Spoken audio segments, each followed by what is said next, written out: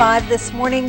Do you ever get a gut feeling about something and then brush it aside? Well, it could turn out to be something important, so you might want to pay attention. Diane Atwood, who writes the blog Catching Health, is here with us to tell us about how one of those gut feelings led to kind of an important diagnosis for one of your neighbors. Right. My neighbors are Emma and Warren Gilman, and I know they're watching, so hi Warren and Emma. There you are. There you go. New camera.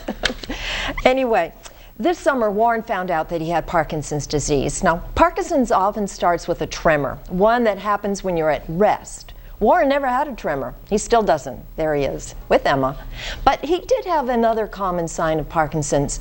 Sometimes he couldn't get his right foot to move forward when he wanted to walk. It just would not budge. When they mentioned it to his doctor, the doctor blamed it on a serious back injury that Warren had the year before, a compression fracture in his lower spine. Well, one night this past May, Warren ended up in the hospital because he couldn't walk from one room to the next. Again, the doctor said it was probably his back, but this time Emma had this gut feeling that it might be Parkinson's, and she told the doctor why. Warren's symptoms, in addition to not being able to get his right foot to move, are that all of his movement seemed slower and rather stiff. His handwriting was smaller, he didn't carry on conversations like he used to, and his voice had gotten softer.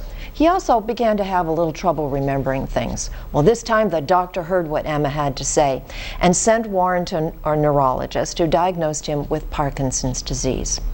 Early signs of Parkinson's can vary from person to person, and they can be so mild they're missed. The most common are that tremor, a trembling hand when the hand is relaxed, slow movement, rigid muscles, stooped posture, or balance problems. So Warren is now on medication and he's doing a lot better. And I can guarantee you that he is feeling grateful that Emma followed her gut feeling and spoke up. You can read their story and so much more on my Catching Health blog.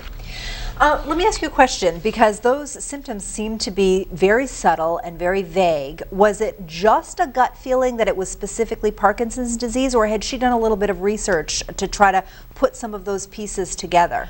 Well, the gut feeling came because they had a couple of friends who had Parkinson's, and she noticed that there was some overlap on some of the symptoms. And even though he didn't have that classic symptom, she had that intuitive feeling. I'm a strong believer in following your intuition. Yeah. Listen to yourself. And speak up. All right, very good. Thank you, Diane. Yes, you're welcome.